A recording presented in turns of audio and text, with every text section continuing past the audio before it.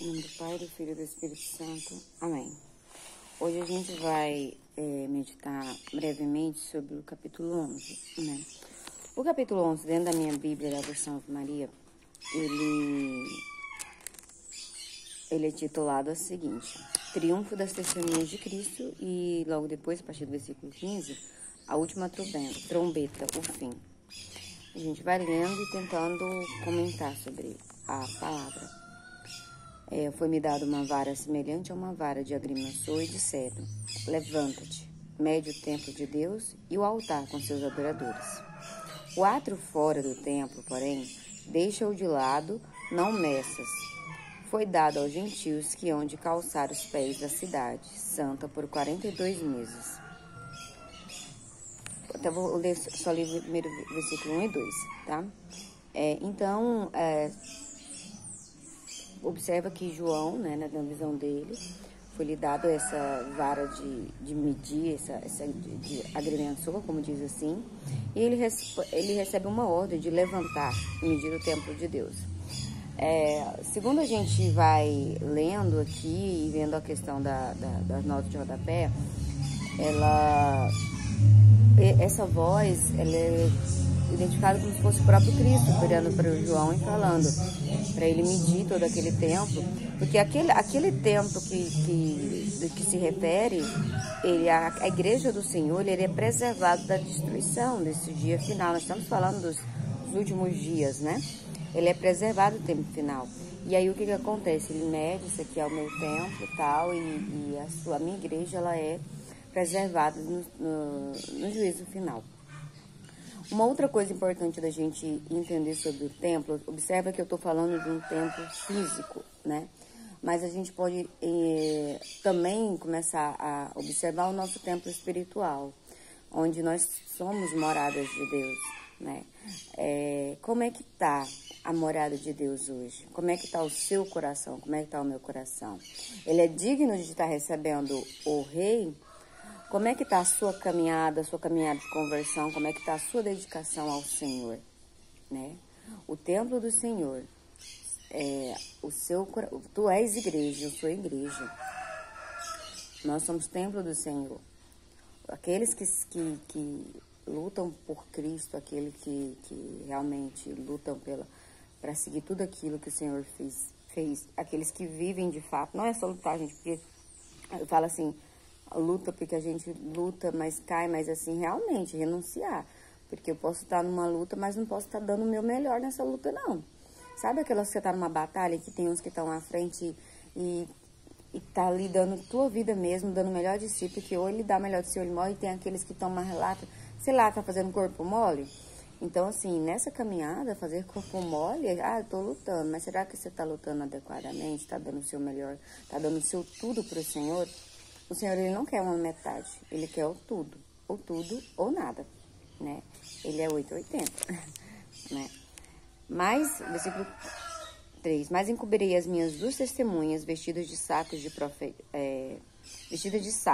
de profetizarem por 1260 dias. São elas duas oliveiras e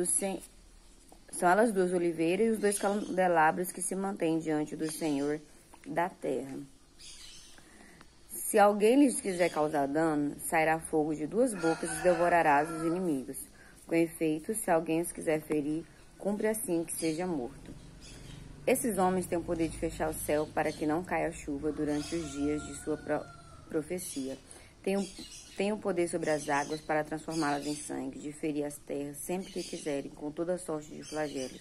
Mas, depois de terem terminado integralmente o seu testemunho, a fera, a gente ainda está com letra maiúscula, que sobe do abismo, lhes farás guerra e vencerá e os matarás. Seus cadáveres jazerão na rua da grande cidade, que se chama espiritualmente Sodoma e Egito, onde o seu Senhor foi crucificado. Muitos dentres vou ficar aqui porque eu entrei muito.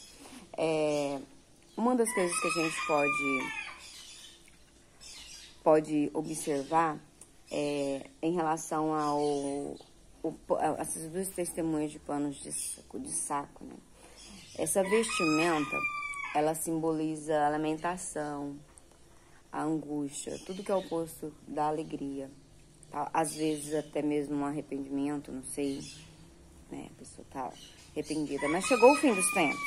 Nos fins dos tempos todo mundo vai estar arrependido, todo mundo vai ter arrependido dos seus pecados, de não ter buscado ao Senhor, de não ter passado a Santa Missa, de não ter lido a Bíblia, de não ter rezado, de não ter orado. No fim dos tempos, quando tiver das calamidades, o ser humano ele não gosta de sofrer, não. Aquele que gosta de sofrer, o sofrimento é prazer para ele, não dor, né? Não provação. Isso vinha muito no meu coração ontem sobre as pessoas que gostam de saber sentir dor, essas coisas assim. Então, sentir dor é o prazer dela, não é o sofrimento dela, né? Então aí a gente tem que interpretar como cada um. Então assim, no fim dos tempos, todos vamos, o povo vai estar arrependido, o povo vai estar se humilhando, o povo vai estar triste, principalmente porque são desejosos de estar com o Senhor e muitos não vão poder, porque não lutaram, não se dedicaram para o céu. A gente pode encarar a conquista do céu como no nosso dia a dia. Eu vou comer se eu não fizer comida? Se eu moro, vamos supor, sozinha, eu tô com fome, tem a comida, mas se eu não fizer, eu vou comer? Não vou. Se eu não trabalhar, eu vou receber meu salário? Não vou. Eu quero uma casa, mas se eu não construir, ela vai sair? Não vai. Tudo é uma conquista, eu preciso dedicar para que eu possa conseguir. O céu é uma conquista. Porque o Deus é justo, então serão merecedores do céu aqueles que conquistarem o céu, né?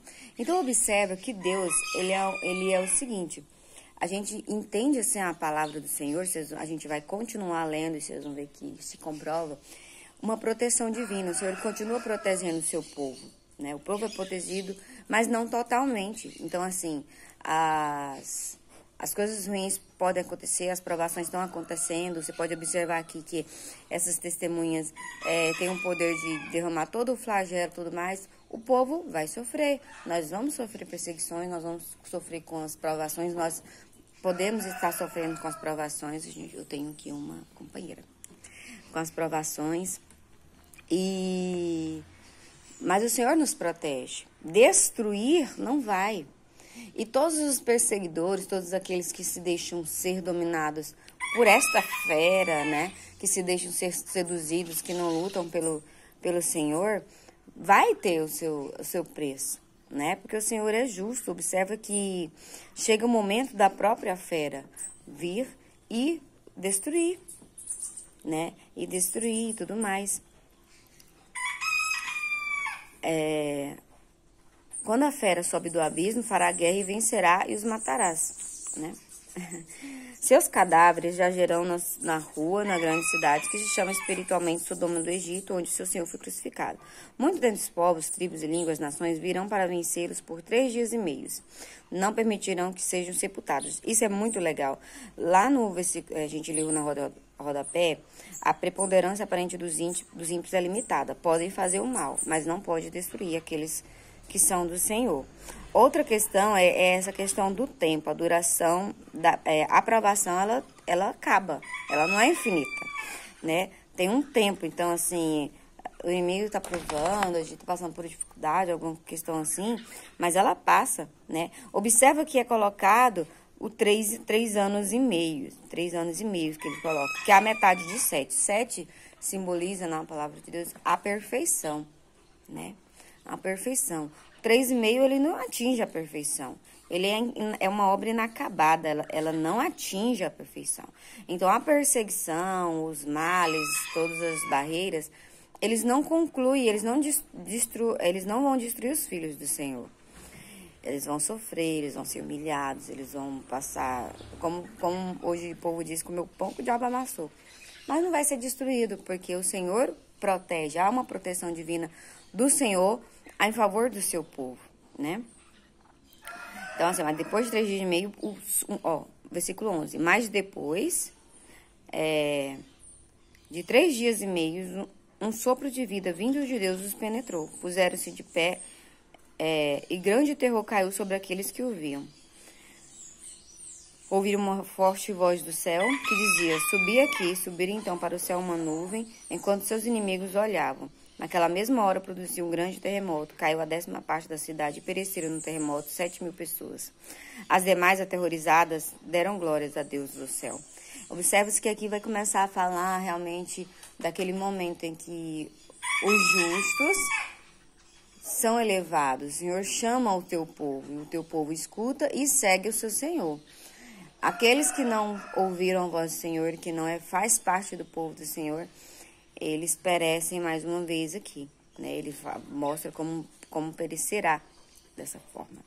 E aqui termina a segunda desgraça, né? E depois virá a terceira, diz a palavra do Senhor no versículo 14. Intitulado como a última trombeta, o fim, vai dizer: o 7º anjo tocou a trombeta, ressoaram então no céu altas vozes que diziam: o império do nosso Senhor, o império de nosso Senhor e de seu Cristo estabeleceu sobre o mundo, e ele reinará pelos séculos dos séculos. Finalmente, o Senhor volta e toma poder plenamente daquilo que lhe pertence, né? Por quê? Porque o Senhor Deus permite que o inimigo ainda, né, nos prove e tudo mais. Aí chegou a última trombeta, chegou o império de Cristo. Agora chegou o império do nosso Deus, que vai reinar por todos sempre, né?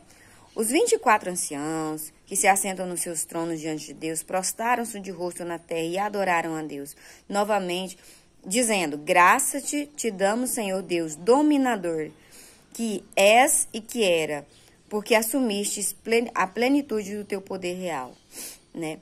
Então, mais uma vez, somos convidados a estar prostrados, a adorar o Senhor, assim como esses anciãos novamente nos ensinam.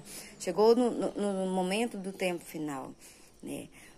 Aqueles que foram separados estão diante do Senhor e os adoram, e os louvam, e reconhece que Ele é o dominador, Ele é onipotente, Ele é que pode tudo, né? Ele é o dono de tudo, né? Oh, meu.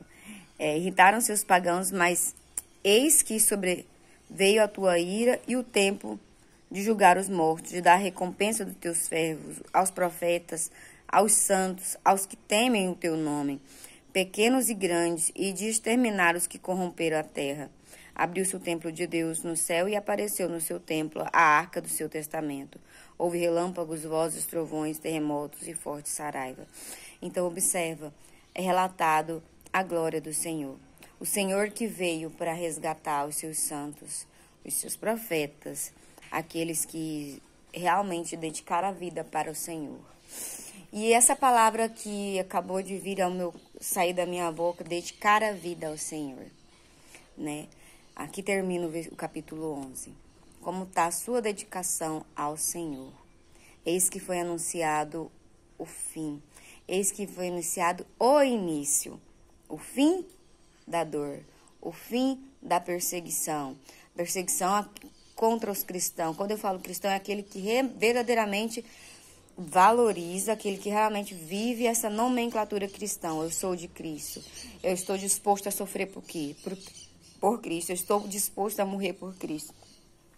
Ainda que me chamem de, sei lá, de louco, ainda que me chamem, ainda que me maltratem, ainda que machuque a minha carne, ainda que profiram mentiras sobre vocês, ainda que eu não posso imaginar que tipo de provação possamos viver ainda, né? Hoje eu vou refletir as provações em que eu passei, em que hoje a gente vive, e eu não sei do que virá, o que o Senhor permitirá, mas não chega a perseguição contra os filhos de Deus, porque eu me considero filho de Deus, porque eu luto para poder estar com o Senhor e sofro muito quando eu olho e me vejo cair, e me vejo errar, e me vejo não sendo forte o suficiente a vencer os meus erros. Mas assim, não vou desistir. Eu vou até o final. Eu vou até o final porque eu quero ser um dia olhar para o Senhor e Ele não falar para mim que não me conhece, mas falar: vem aqui, filha. Você sofreu em meu nome, você buscou a mim sobre tudo, mesmo que você estivesse se sentindo sozinha, mesmo que você estivesse se sentindo abandonada e não conseguiu ouvir minha voz, eis chegou o seu momento, eis-me aqui para te abraçar, eis-me aqui, chegou o momento de você estar de sua paz, chegou o momento de sua alegria. sofrer por Cristo, se preparar por Cristo, dar o nosso tudo, né, a Cristo, não significa que eu vou viver cabisbaixo, não significa, não, né, mas dar graças, dar glória, porque mesmo na dor o Senhor nos protege e está conosco, né? Chegou a hora da recompensa. E você? E eu? Será que nós somos merecedores? Como está esse templo que lá no início o Senhor pedia para medir? Como é que está o templo espiritual? Como é que está o seu eu? Ele é digno de receber o Senhor? Como é que está a sua conduta de vida? Né? Então, nós, meus irmãos, vamos refletir sobre tudo isso, porque foi anunciado grandes destruições, provações, mas na própria palavra falava assim, a provação passa, é uma obra inacabada, ela não chega à perfeição, ela tem um tempo de começar e de terminar. Agora a gente tem a opção de passar por ela em nome de Cristo, por Cristo e na alegria de estar em Cristo, ou não querer passar por ela nisso e se intrigar aos nossos pecados, a realmente deixar esse templo se sujar, se manchar, para que quando o Senhor chegue e ele olhe, quando ele chegar, vamos olhar bem essa questão do tempo espiritual, chegou o momento, o Senhor vai habitar agora, ele bateu na porta do seu coração, ele chega, como é que tá? Sujo? Não dá para receber? Tá cheio de coisas ruins? Tá cheio das coisas mundanas? Será que realmente o Senhor vai conseguir entrar? É habitável? É algo que é digno de um rei? Ele vai bater e vai ter que voltar? Vai ter que ir embora? Porque aquele templo não pertence ao Senhor? Porque você não construiu o templo do Senhor? Digno ao rei? Ou ele vai bater nesse templo que é o seu coração e vai ver a casa preparada, a casa limpa, a casa arrumada. Por quê? Porque você, lembra que João foi medir, né, pelo menos simbolicamente o templo do Senhor, que você cuidou, você mediu cada espaço, você limpou tudo aquilo que não vinha de Deus, você tirou daquele templo do Senhor, que é o teu coração, tudo aquilo que não pertencia ao Senhor, né? E assim o Senhor, quando ele chegou o dia para habitar, de vir aqui, ele olhou no templo e fala, tu és digno, tu és meu.